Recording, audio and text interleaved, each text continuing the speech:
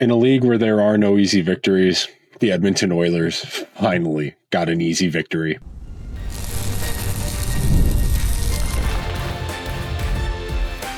You are Locked On Oilers, your daily podcast on the Edmonton Oilers, part of the Locked On Podcast Network, your team every day. Hello, everyone, and welcome to this Victory Wednesday edition of Locked On Oilers. I am your host, Nick Zararis. I want to thank everyone that's making Locked On Oilers their first listen of the day. Locked On Oilers, a part of the Locked On Podcast Network, your team every day. And today's show is brought to you by our friends at Monarch Money. Take control of your finances with Monarch Money. Use code LOCKEDONNHL at monarchmoney.com for 50% off your first year. So today's show, we are going to walk through a resounding 7-1 victory against the Utah Hockey Club. That was so sorely needed for an Oilers team that everything has felt difficult for about a month now. And we're going to start our conversation with why this game was so sorely needed from a vibes perspective. We'll unpack a little bit about why the last month has been such a struggle and what went well for the Oilers tonight. We're also going to hit on what worked so well for the Oilers tonight, why they were able to get to their game, why they were able to pick Utah apart and turn this game into a laugher. And we'll tie a bow on today's show, setting the table for showdown with the Jets, who, if you'll recall, the last time these two teams met was the first night of the season, and the final score of that game was 6-0. It's been a while for both teams, and both teams have gone on very different trajectories. So there's a whole lot to get to, but let's get to the most important part. The Oilers finally won a hockey game that didn't feel like pulling teeth. And in a long season, you're going to occasionally get these laughers. You're going to get these stinkers where one team, it's just not their night. And on many different fronts, it was just not Utah's night. And the Utah Hockey Club is not a terrible hockey team. They're not bad. They're not good. They are a very average, they are an adequate hockey team. They have some upside. A lot of their young pieces are exciting. They have high ceilings, but they also have low floors. That's part of the volatility of young dynamic talent and makes things interesting. But this was a game that the Oilers had every business winning. You come into this game as the Oilers on home ice, coming off a long road trip on the East Coast. You played 4 games down the New York swing. You stopped in Jersey. You went to the Garden. You took care of business against the Rangers and the Islanders. You lost to the Devils and the Sabres. Okay, now you come out home ice, and you got to get that first goal. And so often this year, the Oilers, just for whatever reason, they haven't been able to get that goal, that first goal, especially as of late, where it's felt like one goal is an insurmountable goal total. It's an insurmountable mountain that's impossible for a team. And there's definitely something up with Connor McDavid. They were talking about it a little bit on the broadcast down here in the States. It was an ESPN exclusive. But during the game, Mike Monaco and AJ Malesko were talking about the fact that McDavid's minutes have been gradually ticking up throughout the course of this season. Then you had the Four Nations face-off break. You come back, and your team's not playing great. You know, you're 5-5-0 over your last 10 coming into tonight, so that'll get bumped up to 6-4-0, excuse me. And you feel okay. You're definitely not world beating. You're definitely not where you need to be offensively. Only 2.6 goals per game overall during that 10-game stretch coming into tonight. Your power play and penalty kill were operating relatively well. Over 80% penalty kill, over 30%, power play 33% to be precise, 7 of their last 21 coming into tonight. And your problem was goaltending. If you go and look at the splits over the last month, the last 10 games, the shooting percentage wasn't really crazy. The shooting percentage over the last month, 8.6, a smidge low, a tick low. You would like that over 9. And then the save percentage was 896 over the last 10 games, and league average goaltending right now is 895. So when you add those two numbers together, that 8.6 and that 896 and then 8.6, you get like 98 something. And that's a little bit below what you would expect Most NHL teams, you're going to expect them to be close to 100. We've typically operated with PDO, which is which is save percentage plus shooting percentage being 100 even. And generally speaking, if you are over 100, no matter what your math is, you would be considered a lucky team because you are having more shots on goal than average go in, and you are saving more shots, more goals on average than you would expect. Of course, there are caveats to that. You would expect higher end players to have higher shooting percentages. So better teams typically have more quality players. They typically have higher overall shooting percentage.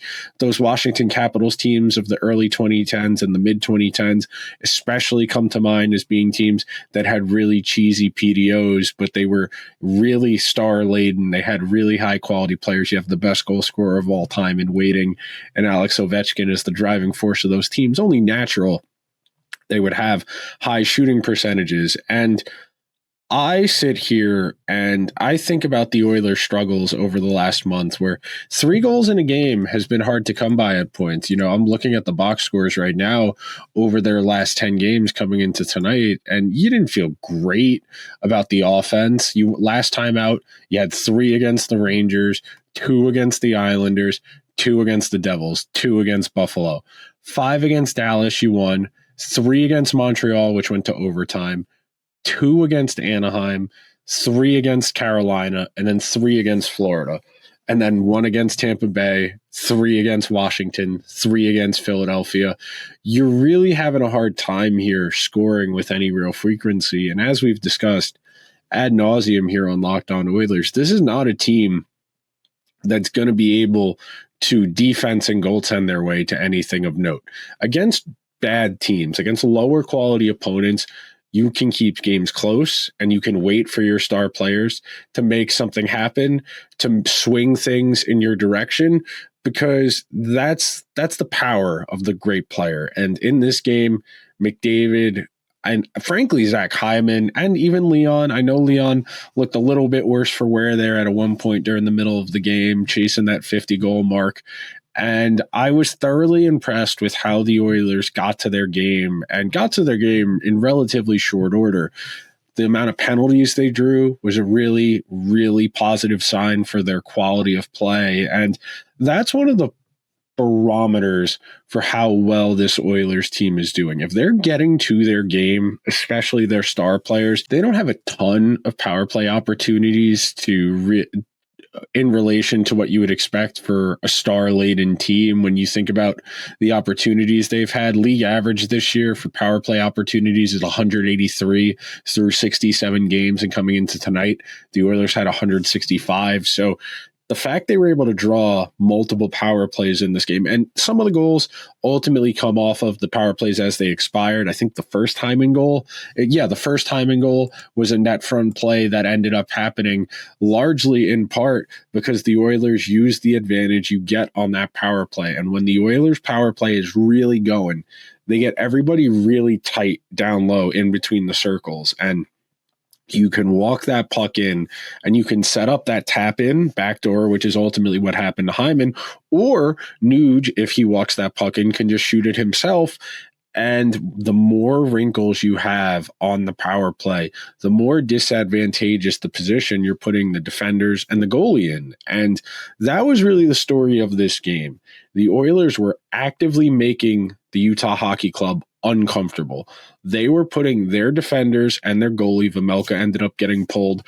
They put their goalies and defenders in extremely disadvantageous positions where it was shooter and goalie or shooter, goalie, defender, and the defender made the wrong read and they made the shooter with the puck made the right pass, put a better player in a position. Both of Hyman's goals happened with him in the goal crease because he worked his way to get there. He put himself in a position to make a play, and he put those defenders in conflict and forced them to make a decision either sooner than they wanted to or just outright make the wrong decision. And that's really a key component of effective offense in today's NHL. If you are not making defenders and goalies move and react to what you are doing, you are making their lives easier, and you don't want to do that. You want to make their life as difficult as possible. and creating off of the rush, creating off of forechecks, creating in waves, something the Oilers did a great job of tonight, which we're going to cover coming up next. So be sure to stick around to this edition of Locked On Oilers, where you've got your team covered every day. There's nothing like getting to a basketball game live. The energy of the crowd, the sound of the sneakers on the hardwood, maybe even a celebrity sighting courtside. If you want to catch a game in person, Game Time makes getting tickets easier than ever. Game Time's new feature, Game Time Picks, filters out the fluff and shows you only the best deals on great seats, so you don't have to waste time scrolling through thousands of tickets. I've always enjoyed using Game Time to get out to games. There are amazing deals on some huge matchups coming up. Game Time Picks even highlights the super deal, giving you the best bang for your buck. Most importantly, Game Time gives you peace of mind. With seat views before you buy, no surprise fees, and a lowest price guarantee, you can book with total confidence. Take the guesswork out of buying tickets with Game Time Picks. Download the Game Time app, create an account, and use code LOCKEDONNHL for $20 off your first purchase. Terms apply. Again, create an account and redeem code LOCKEDONNHL for $20 off. Download Game Time today. What time is it? Game time. Today's show is also brought to you by Monarch Money. Ever check your bank account and wonder, where'd all my money go? Between dining out, shopping, and entertainment, it's really easy to lose track. And that's where Monarch Money comes in as your personal CFO, giving you full visibility and control over your finances. Monarch Money isn't just a budgeting app. It's a complete financial command center. You can track all of your accounts, investments, and spending in one place, so you stop just managing your money and start building wealth. When I started using Monarch, I realized just how much I was spending on takeout. Now I budget smarter, I meal prep, and save more. And instead of juggling multiple apps, you can use Monarch to check all of your finances, track spending, and even set up long-term goals.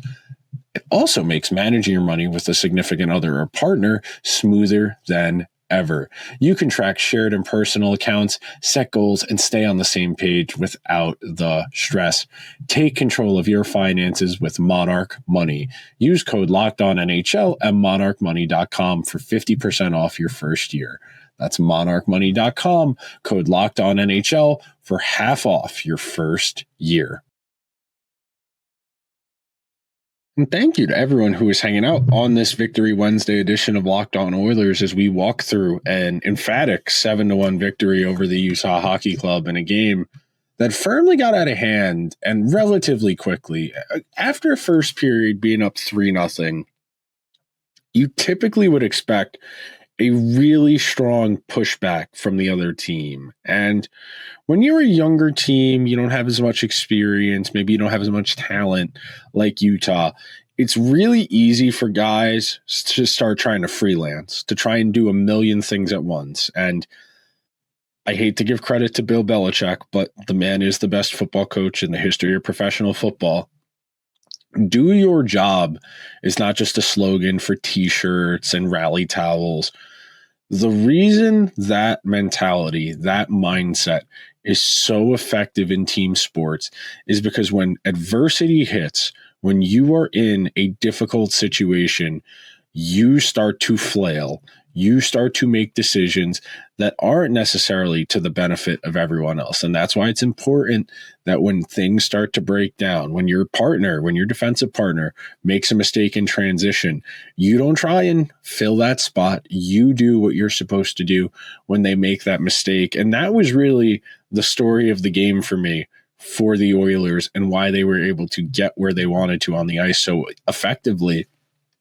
They were consistently putting Utah defenders in conflict as early as the neutral zone.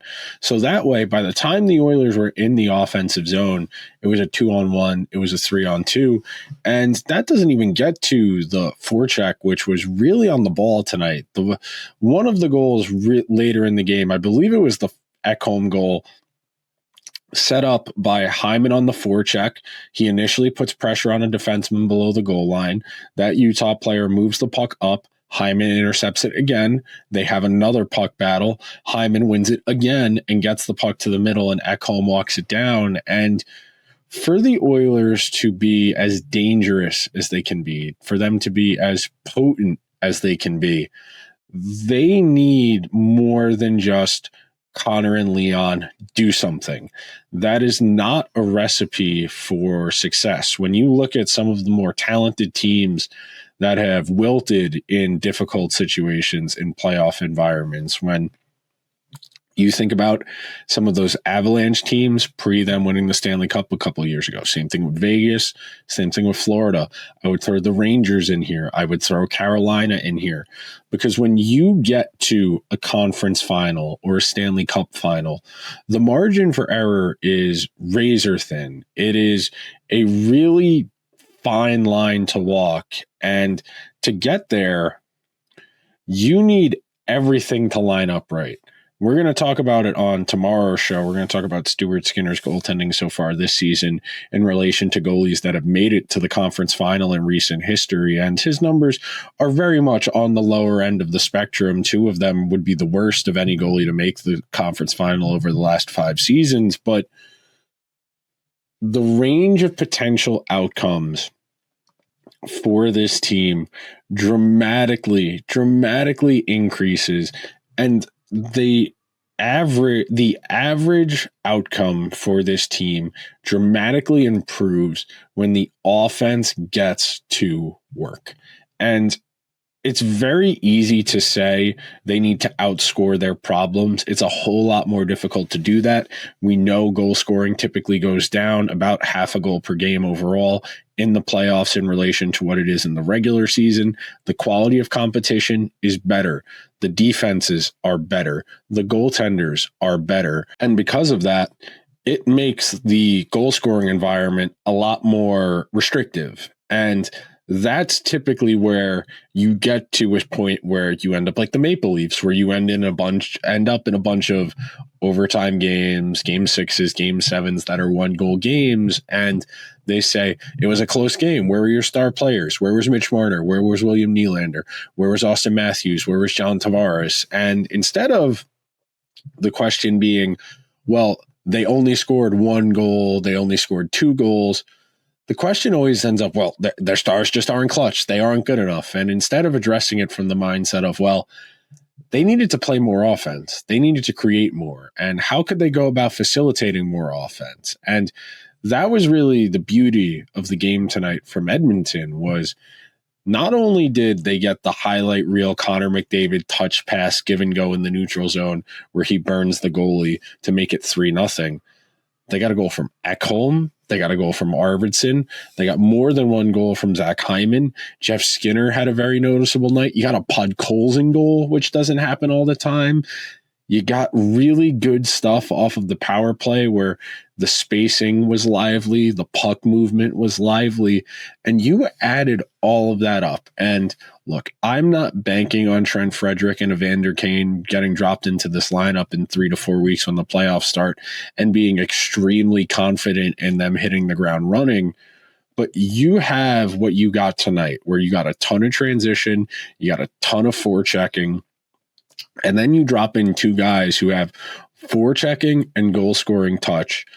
Okay, you can start to talk me into more as far as this team's ceiling and their range of potential outcomes. Of course, this is 1 game against a team that is fading, that was on a nice little run through February and March to stay in the conversation, but Utah definitely starting to fade over the last week and change. And because of that, the Oilers were in a position to take advantage. Of course, you actually have to go out there and make something happen, but the Oilers went out there for once and did it. This wasn't a 2-1 game where the Oilers were chasing the empty net goal to try and make the score look a little bit better. They went out there and they kicked some serious butt. It's been a little while since they got to do that. We're going to take one more break on today's show. When we come back, we'll talk a little bit about what the matchup against Winnipeg means on Thursday, right after this. Scaling your business requires the right expertise at the right time. With Upwork, you can find specialized freelancers in marketing, development, design, and a whole lot more. Experts ready to help you take your business to the next level. Upwork gives businesses flexibility by connecting them with top freelance talent across multiple industries, including IT, AI, web development, and marketing. Whether you need extra hands for a project or a long-term partner, Upwork makes hiring simple and affordable. If you need help with a marketing campaign, Upwork can connect you with a freelance expert who has proven deliverable results. It has fast and easy hiring where posting a job is free and simple, and within a day, multiple qualified candidates to choose from. It has cost-effective growth where instead of hiring full-time, Upwork helps find affordable top-tier freelancers to scale your business efficiently. Visit Upwork.com right now and post your job for free. That's Upwork.com. Upwork.com to connect with top talent and grow your business today. The NCAA tournament is here, and so is the Bracket Breakdown. Locked On Podcast Network and Amazon Fire TV channels are teaming up to deliver NCAA tournament coverage like never before. Watch studio shows featuring former players and Locked On's local experts as they guide you through every upset, buzzer beater, and bracket matchup. Stream it all for free on Amazon Fire TV channel. Search Bracket Breakdown to see it all for free. It's your team every day.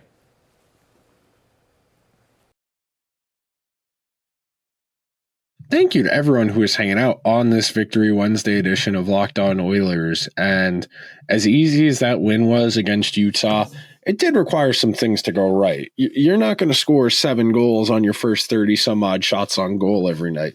To hang a 7 spot means something went categorically wrong for the opposition. And Utah pulling their goalie, the Oilers really got to their game. They got a couple of power plays. They had McDavid make a superstar play that only a handful of guys in the league are going to make, where he's going to get up to that full gallop and then use his pretty good backhand on a breakaway and beat the goalie. And you want this to be a nice moment. And we talk a ton here on Locked On Oilers, the idea of that middle ground. It's really easy after a tough week like they just had. They just spent an entire week in the Eastern time zone. They lost 2, they won 2. They had to go to overtime in one of those games. And that was really, really difficult. And to come back home, easy-ish opponent, look-ahead game against the Jets on Thursday. It would have been really easy for the Oilers to come out and for this game to be one of those games, to be another one of these back and forths where, well, it's a tight one out there. It's 2-1. It's 3-2. The defense needs to be perfect. Skinner or Pickard needs to be perfect. And it's really, really, really easy for guys to fall into these bad habits. And that's how one bad game becomes a bad week becomes a bad month. And look, the Oilers are good enough where 5-5 is considered categorically a bad month. I've definitely been a little more gloom and doom on the show over the last week and a half, 2 weeks than I was the previous several months, frankly, because it just felt so hopeless, because the goaltending was so mediocre, because the goaltending was actively hindering what was a struggling team. And when you're struggling and there's one leg of your recipe, one of the pieces of your formula just isn't living up to even the modest expectations you have for it, it starts to feel like everything's disintegrating. And Winnipeg is a very tough customer. You are not going to get the neutral zone with speed the way you did tonight. You are not going to be able to create off the rush nearly as efficiently as you are. If you're Zach Hyman, if you're going to hang around in that crease around Connor Hellebuck, you are going to eat a lot more cross checks, and you are going to have to work for that real estate, because what makes the Jets so effective and why they are able to be a greater than the sum of their parts team as far as the results is a militant adherence to regiment and structure. And we talked about it a little bit in that last segment, that part of the reason Edmonton was able to pick Utah apart so much is that the structure started to break down.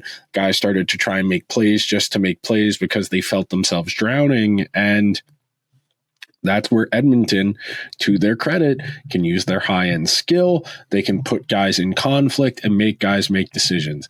With Winnipeg, it's a whole lot harder to break them down. The Jets control the middle of the ice extremely well, and if you get a good look on net, you got to beat the best goalie in the world. I mean, Connor Hellebuyck's going for his second straight Vezina trophy, and barring something catastrophic as far as voting goes, Connor Hellebuyck's going to win the third Vezina of his career, his second in a row, and this is a guy who's been consistently one of, if not the best goalies in the entire world, playing behind an elite defensive team. That's an ideal recipe that you're going to want to put together for what the Jets have. And lest we forget, these two teams met on opening night back on October the 9th, and the Jets ran them out of the building 6-0, an emphatic thumping, the type of game that you immediately want to flush and never think of again. And these two teams have gone on very different trajectories. The Oilers came out of that gate slow. They slowly started to build it up. The first time they played the Rangers back in late November, they went on a nice little run that carried them up through the end of January. The start of February to about last week, about, we'll say Thursday against the Devils, they were playing pretty mediocre hockey. They looked a little tired. They looked a little run down. And I think it's really fitting that the day I dropped the episode about how important Mattias Ekholm is to the Predators, he comes back into the lineup. The team looks great. He picks up a goal and really makes me look smart for once, because I do like making predictions and I do like trying to understand how teams work, but it's really nice every now and then when you get direct circumstantial evidence to point to and say, look, I know what I'm talking about, because sometimes it's really subtle. It's, well, in his minutes, they won them in scoring chances, expected goals, high danger chances. No, he came back into the lineup. He scored a goal and the Oilers won 7-1. Also important that Zach Hyman came back into the lineup tonight after playing on Sunday. He scored a couple goals, looked good, made some things happen. And I feel a lot better about the Oilers if you're going to get the good Ekholm, if you're going to get the good Hyman. And both of those guys themselves would tell you they haven't liked their game over the last few weeks. And I really want to believe. That's the thing, you want to believe, like the X-Files. You want to talk yourself into making this into something. And it's only one game. You beat Utah's butt for 60 minutes. And now you get an off day. You take a couple deep breaths. You say, okay, we can score more than 2 goals in a game. That's awesome. Now we have to go out there and do it against the best goalie in the league, against the best team in our conference. That's a tall order, but we also represented our conference last year. And yeah, Zach Hyman's underperformed, and Nuge has underperformed, and Jeff Skinner, and Viktor Arvidsson, and Adam Henrique. And okay, you can absolutely change that narrative with a good last 13 games. There's plenty to work on. That's what makes this fun. You have every opportunity, if you were a guy on this team, to make something happen for yourself down the stretch and play your way into a more important role. But that will do it for today's edition of Locked On Oilers. If you could be so kind, thank you so much for making Locked On Oilers your first listen of the day. For your second listen, go check out Locked On NHL, covering the biggest stories across the league with the local expertise you know and love from Locked On. Check it out wherever you get your podcasts. I will talk to you guys tomorrow, where we're going to break down how Stuart Skinner compares to some of the recent goalies to make it to at least the conference final round. I'll see you guys then. Until then, let's go Oilers.